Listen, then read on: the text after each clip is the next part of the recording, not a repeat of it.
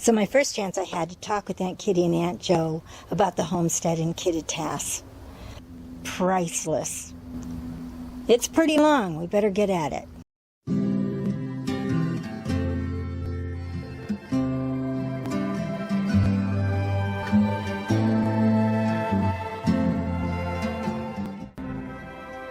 I always wondered how my parents, I know they went to Washington State with Bob and Vina Clark to sign up for the homestead properties in Kittitas.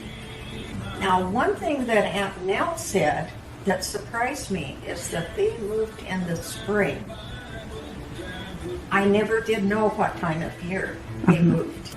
You have all the information about how our dad had been involved in an accident. I was also surprised to hear that Frank Montgomery, another neighbor who lived right close to Clark's and not very far from our farm, had helped frame up the house that they lived in. He had a big old wife, Hannah.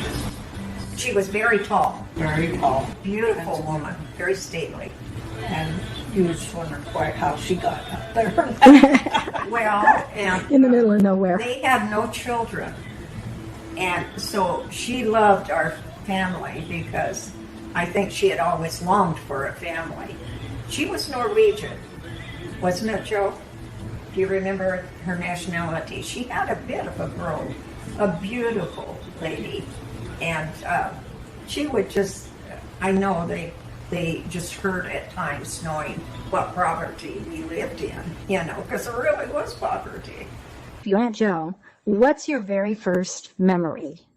Now hiding Kitty and I in the clothes basket because Jay said the Indians was coming and they were surveying. Yeah, he told Aunt Nell to hide you in the basket because they were going to, unless you want to scalp.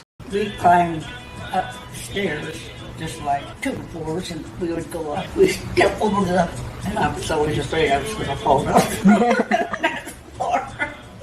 And how old you were when you first started climbing those stairs, Oh, gosh. No, I don't remember that. You were the baby, so I don't know that they put the two little ones in bed together because that usually didn't work out well. No, actually, I don't think there was enough beds because I can remember sleeping with my parents. Well, see, you probably got bumped out when I was born because I doubt that there was a accident, anything like that. I was probably, I don't know how old I was when I quit sleeping with my parents, but I was relating to Joe that I remember sleeping between my parents, and we had probably the only picture in our house at that particular time. And it's kind of a famous picture. I think it's the 4 horses do you remember what that was? And of course it was just a print. But these white horses all had that fire in their eyes. And I would lay between my parents and between my dad snoring and those horse eyes looking at me. I was scared to death. But I can't remember when I quit sleeping with my parents. Luckily, another baby didn't come along. That's because you slept with your parents. Oh, no, I don't think that had any difference. That is one of the earliest memories that I remember. Yeah. Well, I went to, and they must have went with Clark's to Grange or something. And they left Jay and all those kids there. And because Jay, he just couldn't wait for the folks to get out of the house, then he'd start teasing them. He always was teasing them, and he'd just scare her to death. Yeah, he was pretty ornery. Grandma told me one time that she felt bad because he was such a little terror that he was like in 2nd grade or something, and he was the only kid in the classroom that didn't get a Valentine. Oh. No. Well, he had a lot of friends, so, and because we're not that well off, so to speak, and in reality, I don't think we were probably any worse than, a lot of more people. There were a few families that were more affluent, but a lot of them were the same. Yeah. And one of the families that we were very close to, their name was Lake. And he was from Kentucky. Was me, Joe, Mr. Lake, and Mrs. Lake. Anyway, but they had in their family, except I think they had one more kid than we did. There was always a Gates kid and a Lake kid in the same class that were pals, you know. Amy was Nell's friend. Danny was mine. Danny was yours. Mary was mine. Mabel was older than Amy. Well, Bernadine. Bernadine and Eddie were very good friends. Eddie. Nice kid, you know. And one's name was Ab. One's name was Herbert. Herbert was the Herbert oldest, was the oldest. and named after his father. But Mrs. Lake made the best cinnamon rolls. So when our parents would go to town, which was only 7 miles, and this was when Joe and I were probably started when I was in the first grade, maybe, or and they would drop us off to play with Mary and Joanne. Yeah. And that was just such a treat for us, and that was a really big treat when in the pantry Mrs. Legg had left cinnamon rolls, and we got to have a delicious cinnamon roll. We played in the barn, which had this. It was pretty well bare up there. Do you remember playing in there, Joe? I know why I have such a fear of bees, because we were out playing, and I ran to hide behind a tree, and there's a great big bee hive hanging out of there. And you know, bees chased her when she was a kid. It was so funny one time, and this was quite a few years later, because we were living in Oregon. We were at Aunt Laura's. It was shortly after we left the farm and moved to Culver. And Joe was sitting reading what she read incessantly. And anyway, a bee got in Aunt Laura's house. And I mean, I heard it, but it didn't bother me because I wasn't afraid of bees. And she just started just shaking just like this because she knew that bee was coming after her. Sure enough, that bee came over and stung her, you know. And can you talk about Aunt Dora and Uncle Perry? They lived in Kittitas, in town.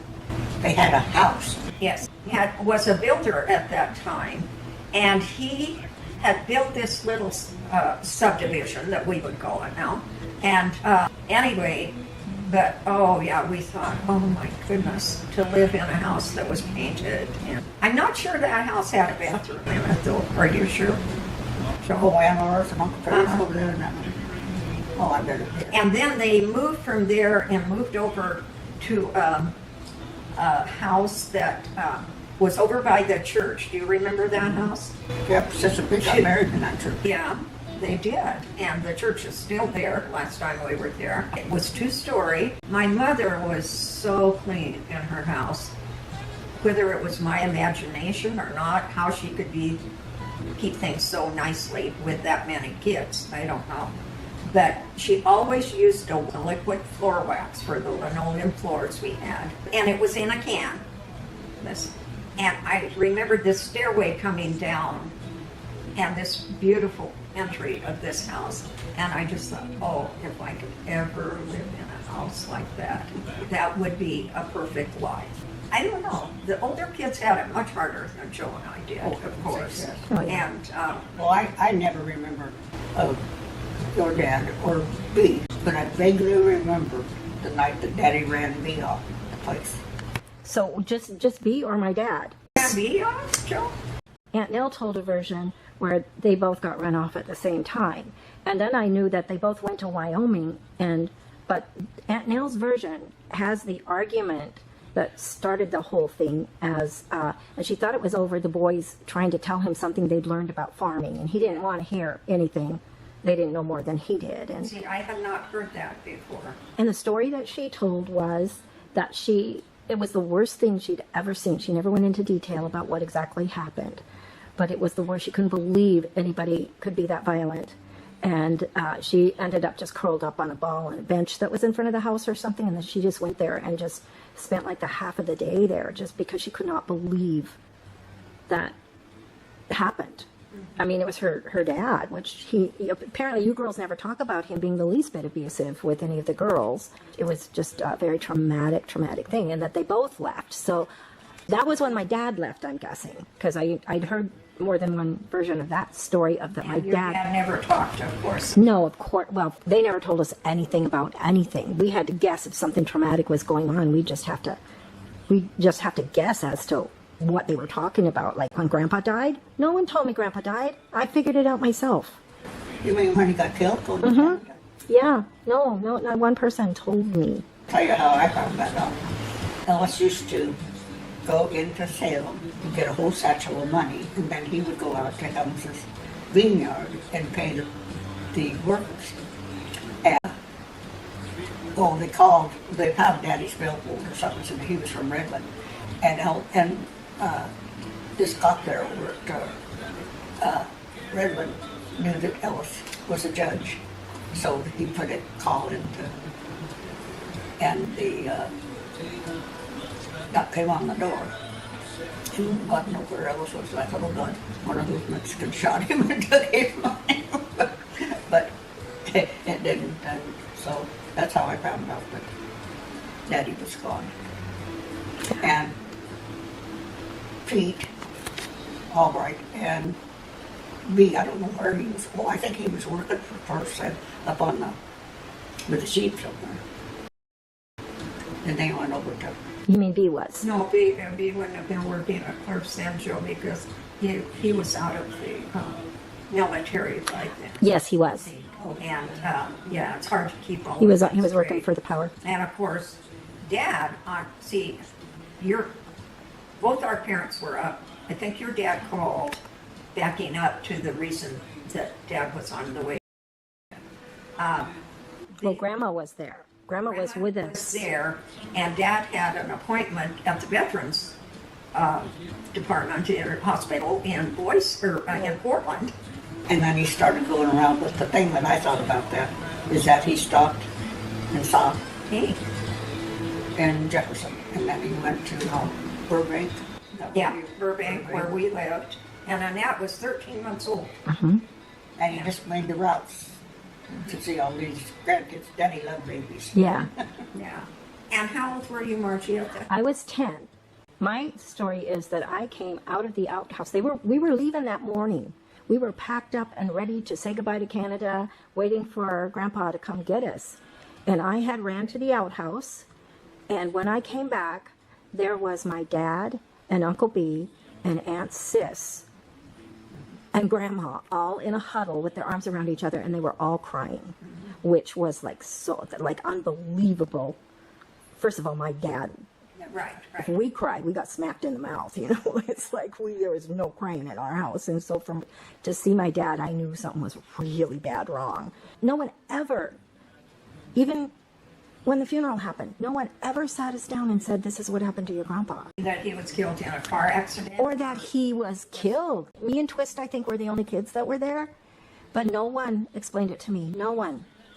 They were grieving, you know. They were so sad. And, you know, and my dad, well, that would be par for the course. Her mother was in them. Was in the hospital, which is why Grandma was there. So Pete came up to Kenny. Pete didn't. Sis did.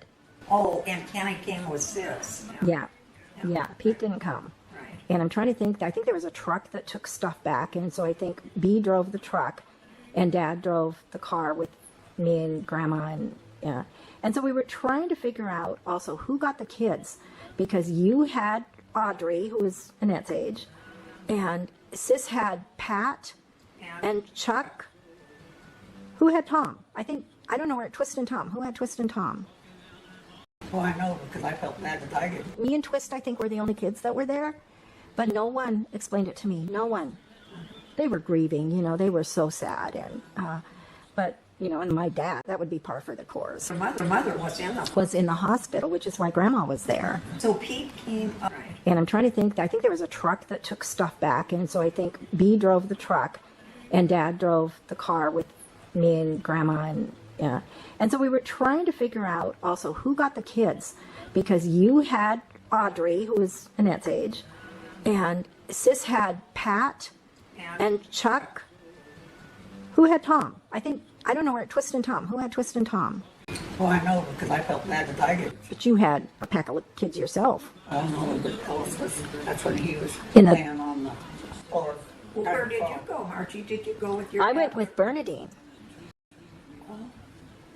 Yeah, I lived with them. Oh gosh, it just seemed like I don't think it was as long as I remember it, but I was there for I think weeks. I only had Audrey about 2 months, or Yeah. if even that long. Yeah, I knew it was months. I was sure it was at least a month that she was, and she'd been in the hospital I don't know how long. And then my dad was in the hospital Right. after that too, which I didn't know until just like 5 years ago. You didn't? No. Didn't know. It never occurred. He was never around anyway. He was always working, and so for him to not be around and seem odd or different to me, it never occurred to me that my dad And was also how much hospitalized. of that is a sign of the times at that particular Exactly. time? Because people were not open, and we weren't an open family anyway, as far as Yeah. really Yeah. expressing ourselves. Yeah. And Kids were not included. So, I mean, that was the status quo, I think, that kids were, I mean, it wasn't socially expected that you include your kids. There were adult matters and the kids just went along. That's what I mean by that particular. Yeah. And Being did your seen and dad, not heard. up in Lumber, when you guys lived in Lumberby, and I Mm-hmm. don't really got the money, but did he go down to the tavern and drink? He had quit drinking by the time we moved to Culver. I don't know when, but I've heard some real good stories, which I'm going to write about. So, yeah, he did some drinking. When Irene and I went back to British Columbia, and we found the White Cotton family, who was my mom and dad, they were best friends. And there's a book in Cherryville. There's probably still only like 50 families there. There's not very many people living there. And so they had kept a book of all the people that lived. They had a picture of my mom and dad sitting on that front porch. And what it said was, George and Carolyn Gates, they were known as very sociable people with a lot of kids. That's what they said about them. When she had 6 kids, 26 years old and had 6 kids. So did you guys have the family reunions with the Vances when you were growing up? Did you do a lot of that? Do you remember things for? Probably not a lot, but just every few years, wasn't it, Joe? And we didn't ever have it at the farm. And, Yeah, who'd want to go there? yeah, it was more after everyone's kids were older, you know. Yeah. And the Idaho people would come to Oregon, and Uncle Lotus with these little watermelons. Oh, he'd bring. Oh my goodness! They grow watermelons in Idaho. Did they? They grow. Oh yeah, we grow a lot of watermelons. Okay, that's good. Right out in the area where the farm Yeah. still is, with George Vance there, and the youngest of Uncle Otis he's the same age as me. Yeah, and I think of him often. Do I go to the telephone and call him? I don't. Call. Phyllis and I was coming back from a trip down south, and we come through, and that was when George Vance was running for governor.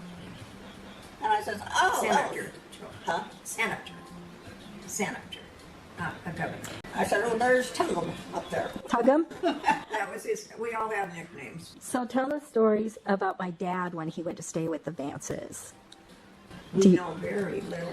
I just remember something about they just thought he was the most athletic person. Well, see, George told me that after I moved down. George Vance or my dad? Vance Oh, told me that after I moved down to Nampa from Lewiston, and I would get together with him and play cards some, and he said, yeah, George was just my idol. He said he'd run out of the house in the morning, and of course it was unheard of for us to have a fence around the house, with a gate, and he said he'd jump over that gate and run out to the out in the corrals and stuff. He said, he was my idol.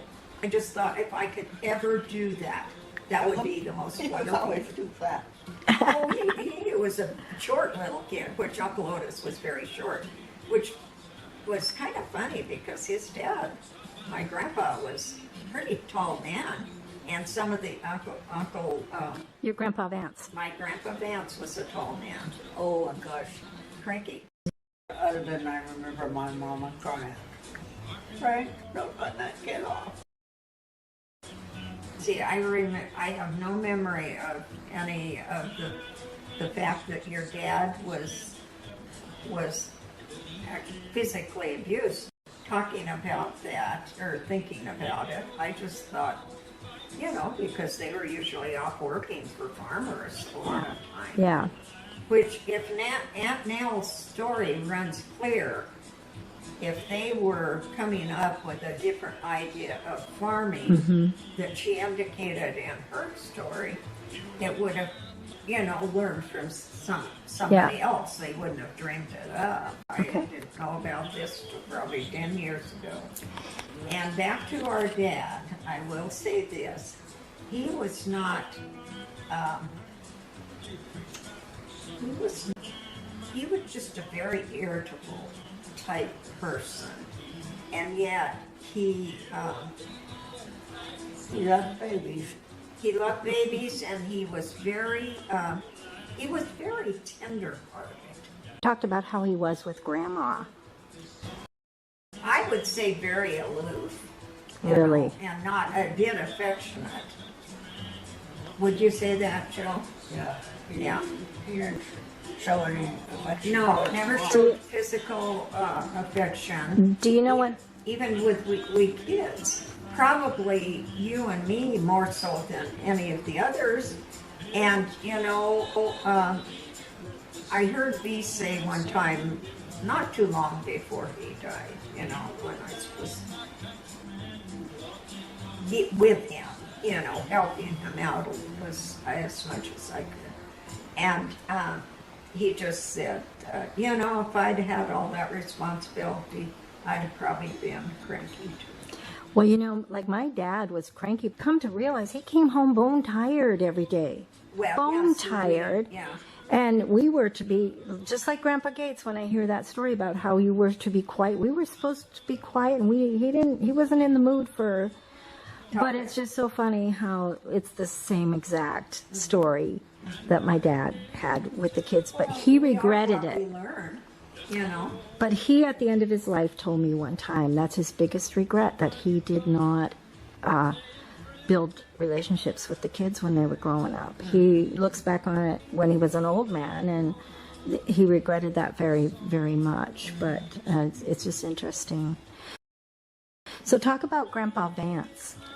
Oh God, he scared me to death. But Kitty, she'd just take the old shovel out in the garden. I had been a widower for many years. And because our grandma died at 59, was it? It was either the year before or the year after my dad was born. I don't think my dad was even born when she died. And he lived with different children.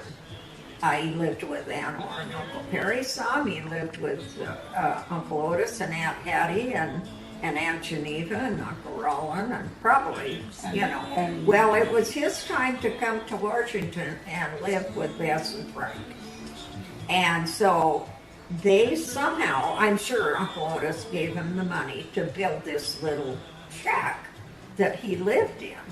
Because, Lord, there was no place in the house for him, that's for sure.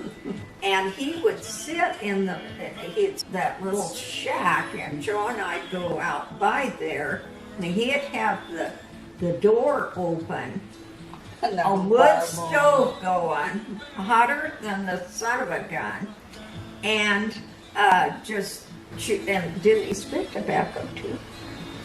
Do you remember that? But he did that, but he had oranges, so he never Yes, give us any. and of course we thought, well, if you had oranges, you could maybe give us some. And he'd sit out there and throw the peelings outside, so we didn't give us oranges. Anyway, but when I was probably 4 years old, he just thought I was misbehaving because I had the shovel and I don't know what I was doing with it. Maybe I was trying to clean up some weeds or something, who knows. And he came out there and he said, Kitty Jean, give me that shovel. I said, no. Kitty Jean, you give me that shovel. And I said, no, and I started running toward the house. I had to be just a little peanut of a kid, And I ran in the house, and the only place I could think was to go up that stairway that Joe was afraid she's going to throw. Go go through this class. And, oh, I tell you, and I got almost up the top. You come down from there. No. That's the last part of that I remember. I'm sure Mama intervened some way and didn't let Grandpa yank me off the stairs, but I didn't have a lot of admiration for him. But another funny story on Grandpa. Well, and it was a sweet story too. He absolutely loved beef. Mm-hmm. And do you know this story, Mark? I think so. Yeah. Do you want me to repeat Yes, it? please.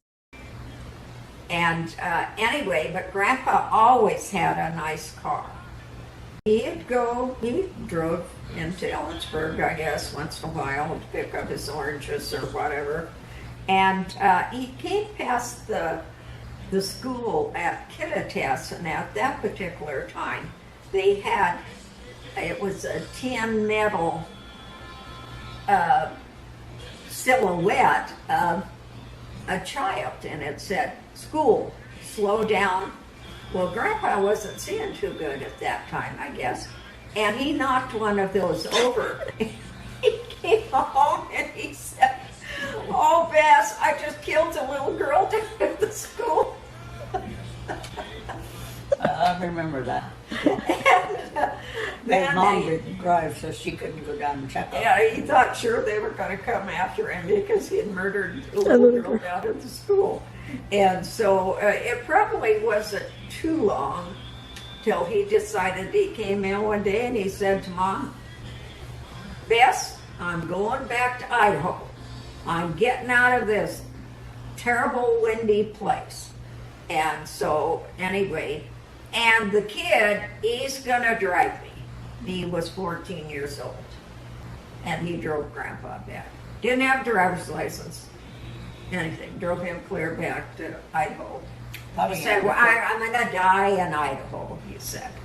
And he did, in fact, die when there at Aunt Hattie and Uncle Otis's. So it was. But it's so funny that your grandpa loved to drive, and Uncle B had a fascination with cars as well. Right. And probably from can you imagine being 14 years old and he didn't get treats like to drive. They probably maybe even had soda pop on the way over there. They probably did. Yeah. So, that had to have been a pretty big deal for Uncle B. He never did relate to me what he thought of Grandpa, but with the younger kids, And Mom, I guess, I don't remember this, Joe, but Mom would, she made dinner for him and sent it out to his little place on a plate, He didn't come, I don't remember him coming to the house very much. Not to eat. Yeah, well, for anything, Right. really. And did he take my mom to the grocery store? I don't think he ever Oh my did. goodness. He just sat out there in that old... And he's bull pants and bull underwear and skunk like a skunk. there. See what you remember?